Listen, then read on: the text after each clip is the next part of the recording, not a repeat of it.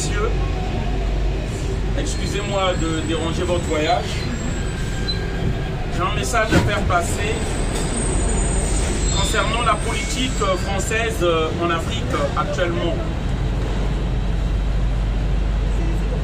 On vient sur cette ligne 1 simplement parce qu'on se dit qu'il y a des députés français qui peuvent être dans la ligne pour pouvoir transmettre notre message.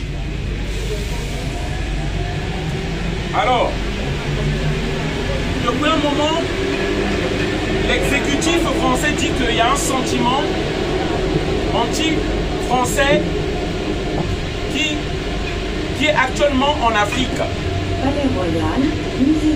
Beaucoup peut-être ne suivent pas cela, mais depuis un certain moment, l'armée française est fustigée dans les pays africains. Il n'y a pas très longtemps, au Mali, on a demandé à la force Barkhane, à la force Takuba, à l'armée française qui était stationnée au Mali, de quitter le Mali. Peut-être certains citoyens français n'ont pas suivi cela. Au Tchad, récemment il y a eu une manifestation où on demandait à l'armée française de quitter le Tchad, simplement parce que, au cas où vous ne le savez pas, depuis un moment, l'armée française a toujours soutenu la dictature qui est au Tchad.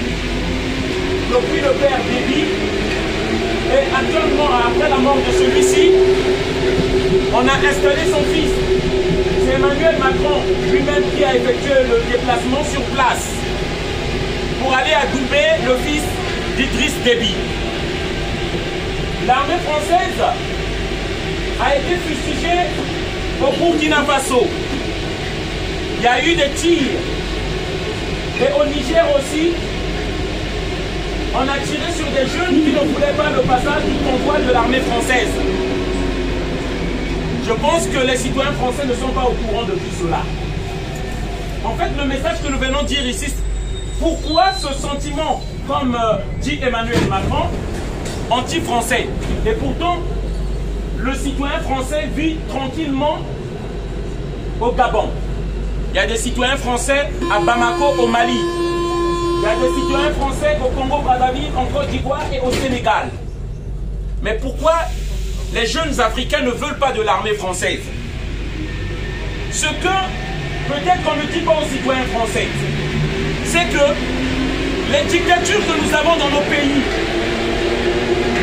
le pillage des minerais, ils ont toujours soutenu les dictateurs qui sont dans nos pays, qui livrent les richesses des Africains aux dirigeants français, aux multinationales françaises. Ce qui provoque l'immigration. Je viens juste d'informer ici, pour que les gens sachent les causes directes de l'immigration. Pourquoi cette jeunesse quitte l'Afrique? Pourquoi nous venons ici? Aujourd'hui, nous voyons qu'il y a la Russie et la Chine qui se déversent vers l'Afrique avec des collaborations avec des dirigeants africains. Mais depuis plus de 60 ans de politique française, la France impose par la force pour prendre les minerais des pays africains. Ils ne passent pas par des appels d'offres de marché. Ils imposent une marionnette au pouvoir et celui-ci en retour donne les richesses des Africains. Et lorsqu'on impose ces marionnettes-là, c'est par la mort des innocents contre les Africains. C'est ce qui nourrit ce sentiment-là aujourd'hui. Parce que, rassurez-vous, je vais terminer. Les Africains n'ont pas oublié l'esclavage. Parce que la France était l'un des pays où il y avait beaucoup d'esclaves. Le port de Nantes, à Strasbourg, les Africains n'ont pas oublié la colonisation. On n'a pas oublié ça. Le travail forcé, l'indigénat en Afrique, pour la richesse de l'Occident. Les Africains n'ont pas oublié aujourd'hui les crimes de Thomas Sankara au Burkina Faso. Lorsque Mitterrand a voulu se débarrasser de Thomas Sankara, le 15 octobre 1986. Les Africains n'ont pas oublié le meurtre de Félix Mounier, le crime des Bamileke et des Bassa au Cameroun, plus de 600 000 morts. Les Africains n'ont pas oublié le massacre des Algériens, Abdelkader, plus de 800 000 morts. C'est ça en fait que nous venons rappeler, parce qu'aujourd'hui, les Africains aiment les Français. Ils aiment le peuple français. On n'aime pas les dirigeants français. Et ce système politique qui tue les Africains, qui fait crever les Africains, qui installe la misère et la pauvreté dans les pays africains, c'est pourquoi nous sommes obligés d'immigrer ici. On ne vient pas pour le camembert, on ne vient pas pour voir la tour Eiffel. On fuit cette répression des dictateurs imposés par la France dans nos pays. Comment comprendre un pays comme la Côte d'Ivoire? Il produit à lui seul 40% du cacao. Mais aujourd'hui en Côte d'Ivoire, c'est toujours la misère. On prend un kilo de cacao à moins d'1 euro. Est-ce que c'est normal? Alors qu'ici, une petite tasse de café, nous l'achetons moins à 2 euros. Et les agriculteurs africains, ivoiriens, restent pauvres avec leur famille. Est-ce que c'est normal? L'uranium du Niger, est-ce que c'est normal? Alors que des villages du Niger n'ont même pas eux-mêmes cette électricité-là avec laquelle fonctionne ce train-là. Voilà le message que je voulais faire passer ici. Et aux citoyens français de prendre conscience. Dans notre silence, nous profitons des richesses, des crimes des Africains. C'est ça la vérité. Bonjour chers tous, bonjour chers compatriotes, à toute la communauté noire à travers le monde, à toute la diaspora, à tous les panafricanistes, à tous les kémites. Soyez salués, que le Dieu de nos ancêtres vous protège et vous bénisse. Et puisse la connaissance en cette ère de Verseau puisse venir à votre portée pour que nous fassions tous ensemble un retour à la maison. Voilà, nos ancêtres connaissaient Dieu avant tout le monde. Ce n'est pas les derniers qui viennent nous montrer ce que c'est Dieu. C'est très important que nous puissions dire cela. Alors, moi c'est Donald l'Impérator, l'homme du métro. Je fais juste cette petite vidéo pour vous faire un résumé de notre voyage que nous avons eu à faire en Belgique. Invité par Mame Africa Chimène du Togo pour son anniversaire, nous avons profité à organiser une rencontre dont le thème était le bilan. Après s'être présentés tous, nous avons exposé la situation socio-politique et économique de chacun de nos pays. Et ensuite, on a essayé de faire le bilan de cette lutte panafricaniste que nous faisons. Et il a été retenu de tous qu'il nous manquait quelque chose. Après tout ce que nous faisons, c'est qu'on n'avait toujours pas de caisse. On n'avait pas toujours des moyens financiers. On n'était pas organisé par rapport à cela. C'est pourquoi à l'unanimité, nous avons pensé qu'il était temps, si nous sommes quand même un minimum de sérieux dans tout ce que nous faisons, d'avoir une caisse. Et on a demandé que chacun de nous devait apporter juste une contribution, une solidarité d'1 euro. Si vous pouvez donner aussi pour votre enfant, pour chaque enfant que vous avez chez vous, vous pouvez donner 1 euro. Vous pouvez donner 10 euros pour 10 mois par exemple. Voilà. Et on s'est dit que si les gens n'arrivent pas à le faire, ça veut dire simplement c'est de la négligence. Ça veut dire simplement ce que nous faisons, nous ne sommes pas sérieux. Voilà. Dans tous les 4 coins du monde où vous êtes, là où il y a une carte, nous savons que il y a le pot commun, c'est sécurisé, tout le monde l'utilise. Vous pouvez mettre 1 euro. Donc, après cette vidéo, donc sur la base, là où, parce qu'on a fait, aujourd'hui on a fait le round de 127 des vidéos dans le métro, nous mettrons donc le lien du pot commun où vous pouvez participer. On en a besoin. Il est plus temps de soutenir juste les Assimi Goïta avec les mots, ou Touadéra de la Centrafrique qu'avec des mots. Il est temps que nous puissions être capables d'apporter un soutien aussi financier. Voilà le message que je veux vous faire passer. Partagez la vidéo. La solidarité, c'est très important. C'est ça qui aide les peuples. C'est ça qui aide la majorité des peuples lorsqu'ils sont solidaires entre eux. Un jour, une question. C'est quoi la solidarité? C'est ce qui unit des personnes dans un sentiment d'entraide. Ces personnes se sentent liées car elles font partie de la même famille, ou vivent dans la même ville, le même pays, sur la même planète. Être solidaire, c'est le contraire d'être égoïste. Voilà. Merci de partager la vidéo. On est ensemble. Merci.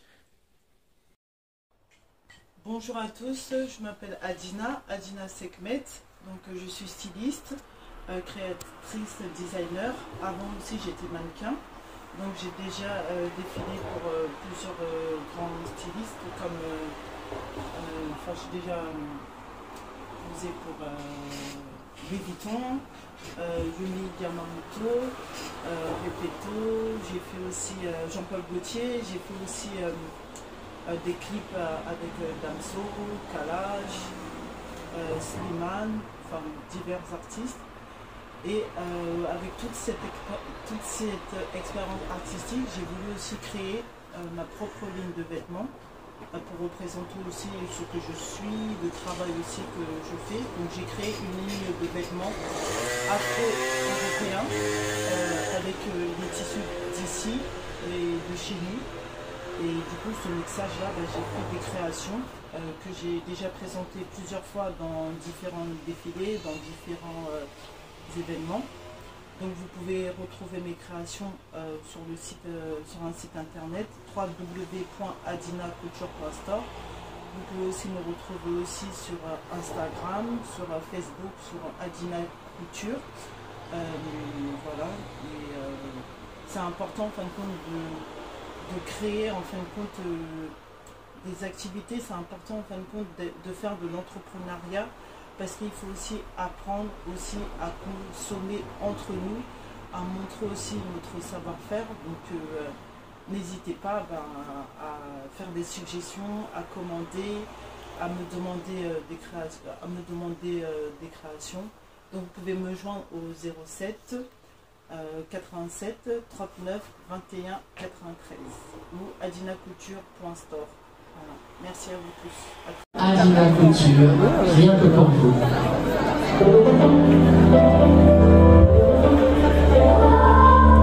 Voilà, là c'est là.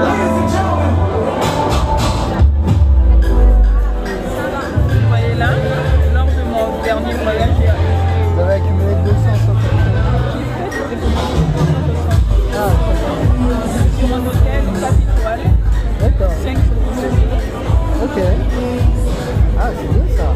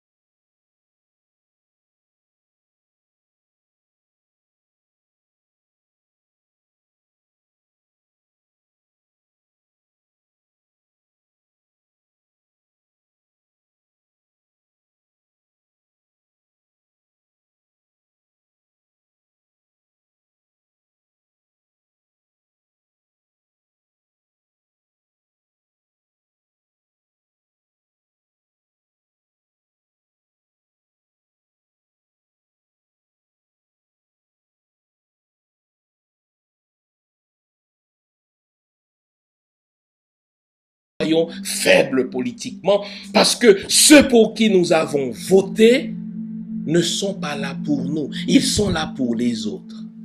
Nous avons notre responsabilité là-dedans. 2 responsabilités. La première responsabilité, c'est de nous renforcer en tant que consommateurs financièrement. Quand vous allez consommer, quand vous allez donner un ouvrage pour des travaux de rénovation chez vous, je prends cet exemple-là. Quand vous allez faire réparer votre voiture, la première question que vous devez vous poser, est-ce que ce commerce-là est détenu par l'un des miens? Aussi longtemps que nous serons faibles financièrement, nous serons faibles politiquement. Ce sont 2 vases communicants. Quand vous êtes fort économiquement, vous pouvez influencer la politique et envoyer les candidats que vous voulez pour faire avancer vos causes. Mais aussi longtemps que nous perdons toute notion d'identité financière, au point que nous ne savons même pas ce que c'est que l'économie coopérative, nous serons toujours en tant que noirs au bas de l'échelle. Soyons égoïstes un peu, comme les Juifs. Soyons égoïstes comme le sont les Italiens. Soyons égoïstes comme le sont, n'est-ce pas, les Chinois. Quand eux vont donner de l'ouvrage, un ouvrage prestigieux, quand ils vont faire appel à des gens pour réparer leur maison, pour réparer leur voiture, ils iront chez les leurs. Nous sommes... Bonjour chers amis, voilà. Là nous sommes au numéro 24 de la rue Mélé, chez Ba Alassane, voilà. C'est un frère africain, panafricain, engagé dans la cause, qui mérite d'être donc soutenu. Donnons-lui la force, hein, comme je dis toujours aujourd'hui. Le combat, il est d'abord déjà économique et financier. Voilà, c'est la base de toute communauté digne de ce nom qu'on respecte. Vous voyez, il y a tout ici. Hein? Pas la peine même d'aller voir ailleurs, il y a tout ici. Voilà, il est désormais temps qu'on donne la force aux nôtres. Il est temps qu'on donne la force aux nôtres. Voilà, si je me déplace, je quitte chez moi, je viens à Paris pour ça, ça veut dire que c'est très important, c'est la base. Voilà, pour qu'on nous respecte. Voilà, voilà, donc, regardez, hein. En tout cas, moi-même j'ai été émerveillé. Sans conseiller en habillement, il peut vous dire dans quelle cérémonie mettre telle tenue, telle tenue, telle tenue. Frère, faites-nous le plaisir vraiment de soutenir maintenant les nôtres. Faites-nous ce plaisir-là, quoi. Voilà, il y en a assez maintenant qu'on reste toujours les derniers. Voilà, donnons la valeur pour faire de nos frères Voilà, frères, faisons des nôtres aussi les plus grands pour qu'ils soient dans le concert des nations, dans la concurrence. Parce que le combat, c'est aussi d'abord ça. Voilà, ceux-là à qui nous remettons notre argent, c'est ceux-là qui nous méprisent encore. Donc, je vais lui donner la parole pour qu'il dise un mot. Voilà. Donc, vous pouvez le contacter. Hein. Donc, la carte de visite est même là. Voilà. C'est le numéro personnel, celui qui est au milieu là. 06 84 01 99 30. Voilà. Donc, on va le laisser dire un mot. C'est un honneur de vous recevoir. Ici, j'ai bâti ça uniquement pour nos frères, hein, justement. Mais ce qui est plus important, c'est d'abord la solidarité. Merci. Si on est solidaire, nous pourrons nous en sortir. Nous pourrons protéger l'avenir de demain pour nos enfants. Très bien. Parce que nos parents ont déjà trop travaillé. Nous, on est en train de faire. Et l'avenir de demain aussi de nos enfants, c'est pour protéger ça. Ça ne veut pas dire être raciste. Mais si on allait nous donner la main, on peut faire beaucoup de choses. Mais malheureusement, le peuple africain n'a pas compris ça. Essayons d'être solidaires. Et quand on est solidaire, on pourra se protéger. On pourra protéger l'avenir de demain de nos enfants. Et c'est là où on aura plus de force à bâtir, à créer des entreprises. Et ça fait 30 ans que je fais ça. Et je vous ai toujours les bienvenus. Pas parce que je veux gagner de l'argent seulement, mais c'est pour l'avenir de demain de tous les Africains et de tous nos enfants. C'est pour ça que tous les ethnies ont compris, sauf nous. Il est temps. Il est temps que vous ouvriez, que vous compreniez. Merci. Voilà, c'est tout ce que j'ai à dire. Merci encore, Ba Alassane. Et franchement, on fera tout pour que cela se concrétise. On est ensemble. Partagez la vidéo. Merci.